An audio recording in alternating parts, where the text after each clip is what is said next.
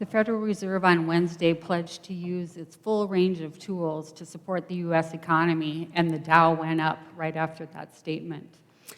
Neel Kashkari, how does it feel to be in a position where what you deem is important floats the Dow? Well, first of all, good to see you, Jerry. Thanks for having me back. I mean, that's part of the nature of the Federal Reserve because the Federal Reserve's actions affect so much of the economy. So we all try to be careful with what we say because we don't want to spook markets or give misleading signals. Right now, we're in an unprecedented time in our nation's history, and the whole Federal Reserve System is doing everything we possibly can to try to support the American economy, American business, and American workers until we can get through the crisis. We're probably most certainly on the cusp of a recession. Oh yeah, for sure. Right. How bad do you think it will be? It really depends on what happens with the virus, and we just don't know right now. I mean, the record 25 million Americans losing their jobs in a month we've never seen something like that before. And the question is, how quickly can we bounce back and have those businesses reopen and put Americans back to work? We're spending a lot of our time with health experts around the country to try to understand where's the virus going and what's it going to take to arrest the virus so that we can feel confident to come back to church, to go back to the movie theaters, to go back out to restaurants. Unfortunately, there's more that we don't know than we do know. So we don't know how bad it's going to get, unfortunately, or how long it's going to take. But I do know all of the tools of the federal government are going to be brought to bear to try to put this behind us quickly. You've been talking about 18 months, and that was before we talked about the remdesivir or the possibility of even a vaccine, I believe, around the first of the year. Does that change much? I mean, any breakthrough that we can get on treatments or on a vaccine would be wonderful. And as a country, we should be putting war-like resources behind exploring all of the vaccine options and all of the therapy options. Because if we did have confidence that there was a therapy, so if you got sick, you could get treated and you'd be okay, then we could go back to normal. But the health experts I talk with say, yeah, these are good steps, but we're still a long way away from being sure we actually have a treatment or for a vaccine. So they're positive signals, but it, for me, doesn't change my outlook that we need to be prepared for an 18-month journey. It's not, unfortunately, not going to be a light switch turning things back on. Yeah. So much of this is based around unemployment, of course. Do you think that small businesses can survive? It's tough. You know, you hear about restaurants that say, well, a restaurant could reopen in some states, but if they remove every other table so you can have social distancing. Well, can that restaurant cover its costs if they have half as many customers? So I just don't know. It's going to be, unfortunately, it's going to be on a business-by-business basis. Some businesses lend themselves to continuing to run while you have social distancing. I'll give you an example. I use an example of an optometrist's office. Or if you go to get your eyes checked, it's never that crowded in there. You could go get your eyes checked and you could wear a mask and you could have social distancing and the doctor could wear a mask. That seems to me like a business that you could reopen and still have safety. Other businesses like movie theaters, it's very hard to imagine. And so I think it's going to be it's going to depend on the business. Right. It seems that we're on the cusp again of something that could change America, really. You know, you go from the department store to the small stores to Amazon. You know, the big retailers are doing better, but how long can that last? Yeah. And, you know, the thing is, we will get through this. I mean, we did get through the '08 crisis. It was devastating for a lot of people. We did come together. We did get through it. It took time. We have had pandemics in American history before. So I'm not worried that American society is going to change and we're never going to socialize again. We're social creatures. We believe in communities. It's woven into the fabric of who we are. It's just going to be a journey until we can get back to that community-based environment that we also enjoy being part of. What advice would you give for perhaps a small business that is uncertain whether it can make it right now? Boy, it's tough. It's going to depend on the business. I mean, a lot of businesses have taken out these small business loans. We call them the PPP loans, the payroll protection loans, which are helpful, but they're a bridge for a couple months. If this goes on for 6 months or it goes on for a year, then what? And so I think each business is going to need to look and see, do we see a way of getting to the end point?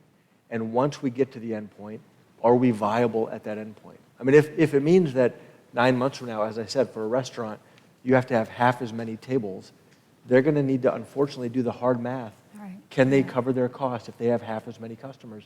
And unfortunately, many might not be able to until we ultimately get to that destination of a vaccine or a therapy. And so these are tough, tough things that businesses are facing and their workers are facing. Yeah. What do you think with the unemployment rate, do we need to come up with new ways of doing business, new business ideas? I mean, I think it is going to lead to changes, as you said. Companies like Amazon, there are businesses that more lend themselves to maintaining safety while operating. So, for example, some businesses right around here in Long Lake have been pretty aggressive in saying, we're going to have takeout. We're going to reorient our model, so we're going to have takeout. So that may lend them, those kind of businesses may be able to get through this, and it may be tougher for other businesses that more rely on catering, for example, to get through this. So I think you're going to see changes in business models in response to this. And again, it's going to depend on, is it a 1-year journey? Is it 18 months? Is it 2 years until we can go back to normal? That's what we just don't know right now. So the Fed has used a lot of tools to help out. How much more risk can the Fed accept? Well, we are, unlike the 2008 crisis, we're not the first responders. The first responders in this crisis are the doctors and the nurses and the scientists who are trying to help us get through this. And then Congress is playing a vitally important role. The Fed is more making sure that the financial system is working, that you have confidence that when you go to the bank, you can get money out of your ATM. We want to make sure that that is true and that you have confidence that you can do that, so that the virus from a healthcare crisis doesn't become a broader financial system crisis. So we have the tools to do that. We know how to do it. We did it in 2008. We've been very aggressive in this crisis. We'll do more if we need to. But ultimately, we need to support the healthcare experts because they're the ones who are ultimately going to lead us out of this. What is more? Well, I'll give you an example. In economics, economists are very fond of prizes. So I'll give you an example.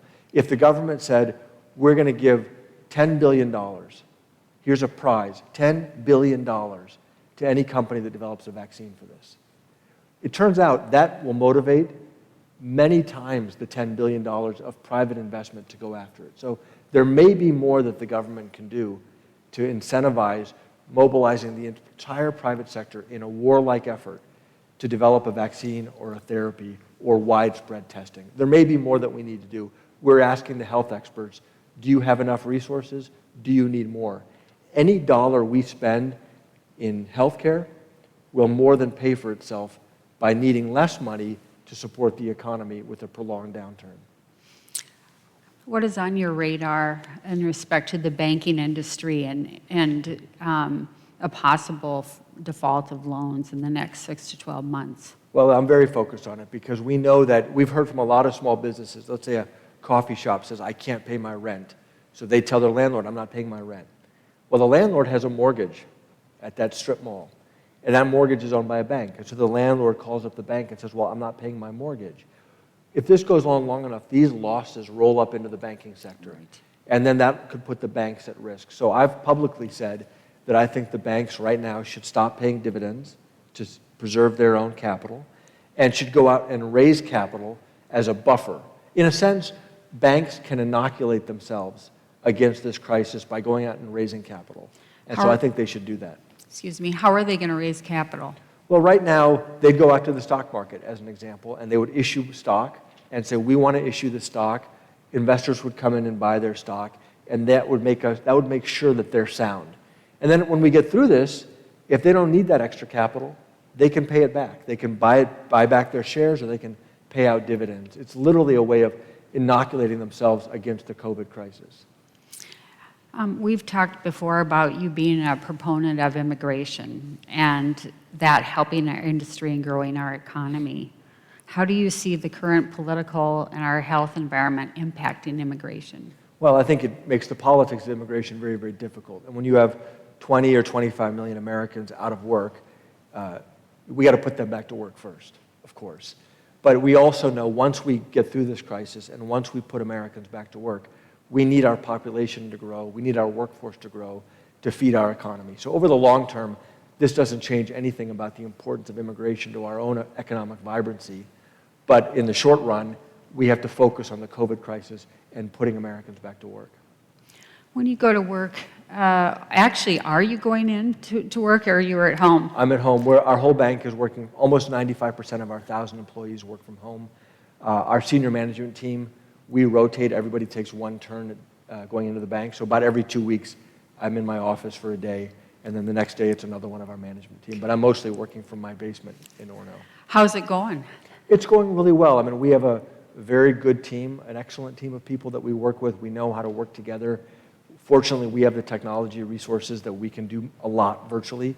So one of the things that we did at Minneapolis, we talked about the PPP loans, these $600 billion of small business loans.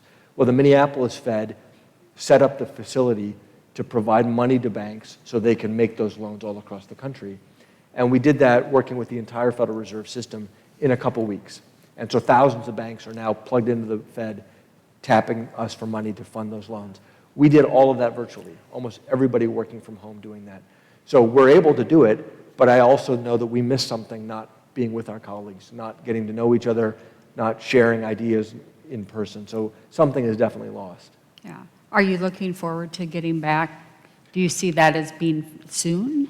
I'm looking forward to getting back, but we're not in any rush because we're able to conduct our core business successfully virtually. We want to err on the side of making sure our staff are safe and that we're doing our part in our community to promote social distancing so that we're not contributing to the spread of the virus. So we're going to take our time.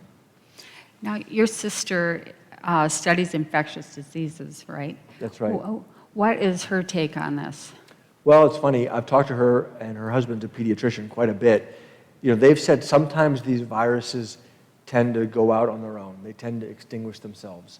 And boy, we should hope and pray for that happens in this case. But my basic view is we should hope for the best, pray for the best, but prepare for the worst.